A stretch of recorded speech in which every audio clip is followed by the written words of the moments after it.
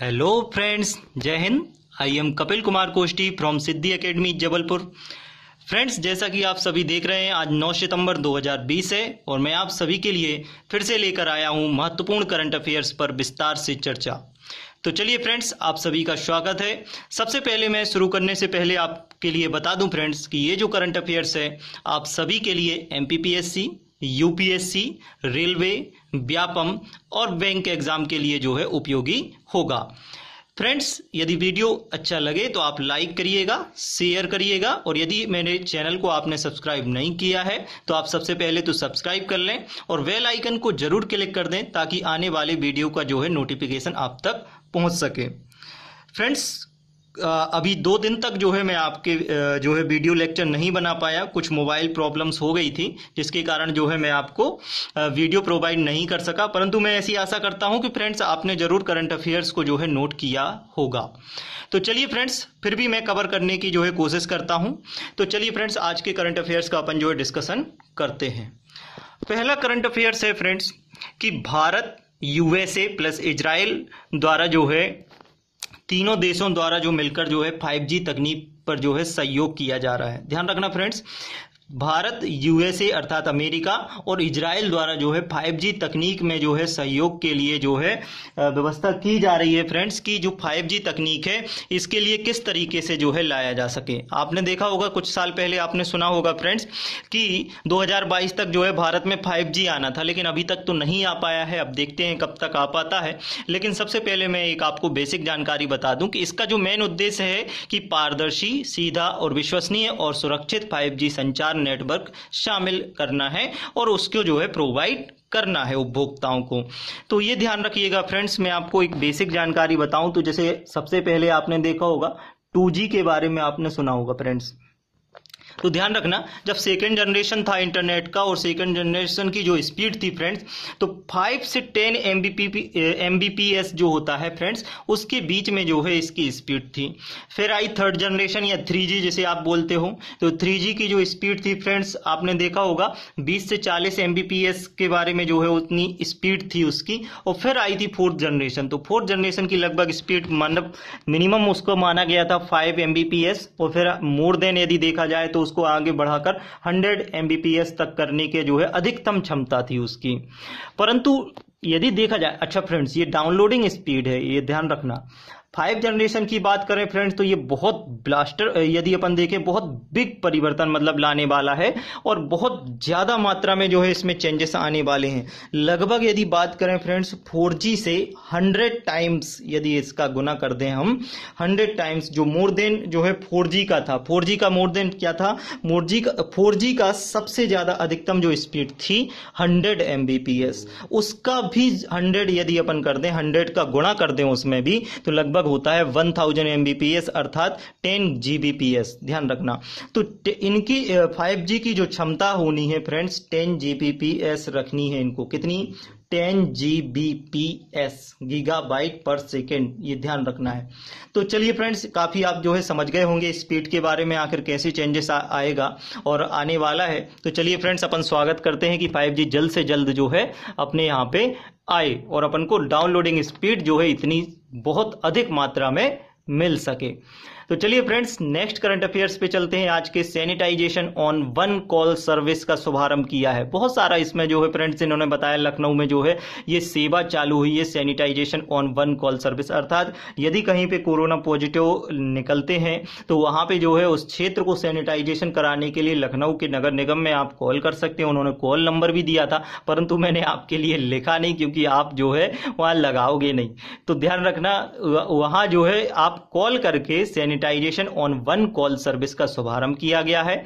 मेरा कहने का मतलब यह है और मेरा ये करंट अफेयर्स बताने का मतलब यह है कि इस प्रकार की सुविधा प्रत्येक राज्यों के प्रत्येक नगर निगम में जो है चालू की जाए। प्रत्येक मतलब हर स्टेट के जो है, हर जो भी म्यूनिसिपल कॉरपोरेशन है उन सभी में जो है इस प्रकार की जो है फैसिलिटी प्रोवाइड की जाए ताकि जो है वहां पे कम से कम कोरोना पॉजिटिव हो सके और जो आपका ये कोरोना है, कोविड-19 है, इसका कम से कम जो है डिस्ट्रीब्यूशन हो सके, कम से कम इसका संक्रमण फैल सके फ्रेंड्स। तो ये ध्यान रखना है। अच्छा, एक और नई बात निकल के आई है फ्रेंड्स, मजेदार है। कोविड-19 विजय रथ कोविड-19 विजय रथ जो है गुजरात के माननीय मुख्यमंत्री विजय रूपाणी जी द्वारा जो है चालू किया गया है। क्या है तो आप ध्यान से सुनिएगा। ये जो कोविड-19 विजय रथ है, एक प्रकार से इसमें जो है व्यवस्था की गई है वाहन के द्वारा। इनको जो है लगभग 5 जिलों में सबसे पहले तो इनको चलाना है पायलट प्रोजेक्ट के तौर पर। ये क्या करेंगे, ये जो है वाहन जाएंगे जिलों में, तो वहां पे जो है कोरोना वायरस के खिलाफ लड़ाई लड़ने के लिए जो है सार्वजनिक जागरूकता पैदा करने की जो है लिए मदद करेंगे फ्रेंड्स। और ये बहुत जरूरी है आज के स्तर पे, क्योंकि आप देख रहे हैं कि कोविड-19 मतलब पूरे वैश्विक महामारी के रूप में और इतनी मात्रा में भारत में फैल रहा है कि कुछ दिन बाद शायद ऐसा लगने वाला है, ऐसा हो ना, परंतु ऐसा लगने लगा है कि भारत दुनिया में सबसे अधिक कोविड-19 वाला जो है देश बन जाएगा, ऐसी आशंका है फ्रेंड्स। तो इसीलिए जागरूकता की बहुत ज़रूरत है, क्योंकि लोग जो है हल्के में ले रहे हैं, इसके लिए बहुत हल्के में जो है कोरोना को ले लिया है। और इससे होगा क्या फ्रेंड्स, इससे होगा ये कि जागरूकता फैलाई जाएगी लोगों में, और लोगों में जो है इस प्रकार की सावधानी बरतने के लिए जो है कहा जाएगा उनको, ताकि जो है ये कोविड-19 का प्रभाव कम से कम रहे और ग्रामीण स्तर पर तो कम से कम ना फैल सके। तो इस चीज़ की जो है इन्होंने इसको टारगेट किया है। तो चलिए फ्रेंड्स, लगभग मैं आपको बता दूं कि 7 सितंबर 2020 को ये विजय रथ जो है इन्होंने चालू किया है विजय रूपाणी जी द्वारा, और राज्य के 5 जिलों में जो है रथ रवाना कर दिया गया है। तो चलिए फ्रेंड्स, ये भी बहुत अच्छी पहल है। इसके बाद नेक्स्ट करंट अफेयर्स पे चलते हैं फ्रेंड्स। विश्व और सौर प्रौद्योगिकी शिखर सम्मेलन हुआ है 8 सितंबर 2020 को। मैं कई बार पहले भी आप लोगों के लिए बता चुका हूं फ्रेंड्स, भारत जो है अक्षय ऊर्जा के जो भी साधन हैं, नवीनीकृत ऊर्जा जो संसाधन है, इनके लिए बिल्कुल प्रयासरत है और सतत विकास की अवधारणा को अपने लक्ष्य में धारण करते हुए आगे बढ़ रहा है। ध्यान रखना फ्रेंड्स, भारत जो है सतत विकास की जो अवधारणा है उसके लिए बिल्कुल लेकर आगे जो है बढ़ता हुआ चला जा रहा है। और इसी के चलते हुए भारत में अभी जो है देखा जाए तो भारत की पहल से, ध्यान रखना, ISA द्वारा जो है इस सम्मेलन का आयोजन किया गया। मैं आपको बता दूंगा, इसके बारे में पूरी डिटेल्स बताऊंगा। विश्व सौर प्रौद्योगिकी शिखर सम्मेलन, सबसे पहले तो आपको इसकी डेट याद रखना है। तो 8 सितंबर 2020 को हुआ है, और कोविड-19 महामारी के कारण जो है वर्चुअल मीटिंग हुई है, मतलब परस्पर मिलना नहीं हुआ है, और जो है इसकी जो है वीडियो कॉलिंग के तहत और वर्चुअल मीटिंग का जो है आयोजन किया गया है वीडियो कॉन्फ्रेंसिंग की मदद से। इसमें जो है फ्रेंड्स मैं बात करूं 149 देशों के 26,000 प्रतिभागियों ने जो है भाग लिया है। तो ये बहुत बड़ी बात है फ्रेंड्स। बात करें फ्रेंड्स, ISA द्वारा ये वर्चुअल समिट का आयोजित किया गया था। सौर ऊर्जा में प्रौद्योगिकी तथा स्वच्छ हरित ऊर्जा पर जो है इसमें चर्चा हुई है। यदि भारत से देखा जाए तो भारत से जो है नवीकरणीय ऊर्जा मंत्री जो RK सिंह है, उनके द्वारा जो है इसमें भाग लिया गया था फ्रेंड्स। अच्छा, और ISA के जो अध्यक्ष हैं तो हमारे जो है HE उपेंद्र त्रिपाठी, ठीक है, उनके द्वारा भी जो है इसमें जो है भाग लिया गया था। मैं पहले भी आप सभी के लिए बहुत कुछ बता चुका हूं नवीनीकृत ऊर्जा संसाधन के बारे में, भारत के सौर ऊर्जा के लक्ष्य के बारे में, और भारत के द्वारा सौर ऊर्जा के लिए की गई पहलों के बारे में भी जो है मैं आप सभी के लिए बता चुका हूं। तो आप चाहें तो मेरे पुराने जो है पहले जो मैंने तैयार किए हुए हैं वीडियो लेक्चर्स, उनको जो है देख सकते हैं। मैंने काफ़ी कुछ बताया रखा है इसके बारे में। फिर भी मैं शॉर्ट में आपको बता दूं कि ISA जो होता है फ्रेंड्स, आपको पता होना चाहिए कि नवंबर की जो है बात बता रहा हूं मैं 2015 की। वहाँ पे जो है पेरिस फ्रांस में वैश्विक जलवायु परिवर्तन सम्मेलन का आयोजन किया गया था, जिसे COP21 के नाम से जाना जाता था या जाना जाता है फ्रेंड्स। उसमें क्या हुआ था कि सभी देशों ने मिलकर जो है तय कर लिया था कि भैया वैश्विक टेम्परेचर को 1.5 डिग्री हमको क्या कर देना है, कम कर देना है। आने वाले समय में कितना करना है, 1.5 डिग्री तापमान अर्थात 1.5 डिग्री सेल्सियस टेम्परेचर को जो है वैश्विक टेम्परेचर को या ग्लोबल टेम्परेचर को हमको क्या करना है, रिड्यूस करना है, कम करना है। ये जो है इन्होंने यहाँ पे टारगेट किया था। और इसी को चलते हुए भारत की संसद द्वारा यदि देखा जाए तो फ्रेंड्स मैं आपको बता दूं, भारतीय पार्लियामेंट्स द्वारा भी जो है इसको अनुमोदित कर दिया गया है, अर्थात इसको जो है स्वीकार कर दिया गया है, एक्सेप्ट कर दिया गया है, और इस पर मोहर लगा दी गई है कि हम भैया जो है इसके लिए बिल्कुल प्रतिबद्ध हैं। हाँ, हम इसमें जो है प्रयास करेंगे। तो देखा जाए तो फ्रेंड्स हमारे लिए उसी समिट में जो है वहाँ के जो प्रधानमंत्री थे फ्रांसवा होलांद और भारतीय प्रधानमंत्री श्री माननीय नरेंद्र मोदी जी द्वारा जो है वहाँ पे गए हुए थे। दोनों की एक अलग सी मीटिंग होती है और कहते हैं कि भैया ऐसा करो कि ये जो भूमध्य रेखीय देश हैं, भूमध्य रेखीय देश में हमेशा जो है तापमान जो है बिल्कुल सम बना रहता है और यहाँ पे जो है सूर्य की रोशनी बरस भर जो है पड़ती है। तो इन देशों को जो है इन्होंने क्या कहा, सूर्यपुत्र कहा। फ्रेंड्स मैं आपको बता दूं, कर्क रेखा और मकर रेखा के बीच के देशों को माननीय नरेंद्र मोदी जी द्वारा जो है सूर्यपुत्र की उपाधि से जो है नवाजा गया है। तो ये भी आपको ध्यान रखना है। तो इन्हीं देशों में जो है इन्होंने कहा कि भैया ऐसा है कि इन देशों के लिए अपन एक काम करते हैं, ISA की स्थापना करते हैं, अर्थात अंतर्राष्ट्रीय सौर गठबंधन या इंटरनेशनल सोलर अलायंस की स्थापना करते हैं। और ऐसा एकमात्र जो है वैश्विक संगठन है फ्रेंड्स, जिसका हेडक्वार्टर जो है भारत में स्थापित किया गया है। ध्यान रखना, इसका हेडक्वार्टर की बात करें फ्रेंड्स तो गाविल पहाड़ी, गुरुग्राम, हरियाणा में स्थापित किया गया है, जिसके वर्तमान अध्यक्ष फ्रेंड्स HE उपेंद्र त्रिपाठी हैं। ये भी आपको याद रखना है। ISA में बात करें तो फ्रेंड्स 121 देश जो है वर्तमान में शामिल हो चुके हैं। ये बहुत बड़ी बात है, ये भी आपको याद रखना है। तो इसका जो आयोजन किया गया था तो ISA द्वारा जो है वर्चुअल समिट द्वारा इसका जो है आयोजन किया गया है। तो ये भी आपको याद रखना है। मैं लक्ष्य याद दिला दूं आप सभी के लिए।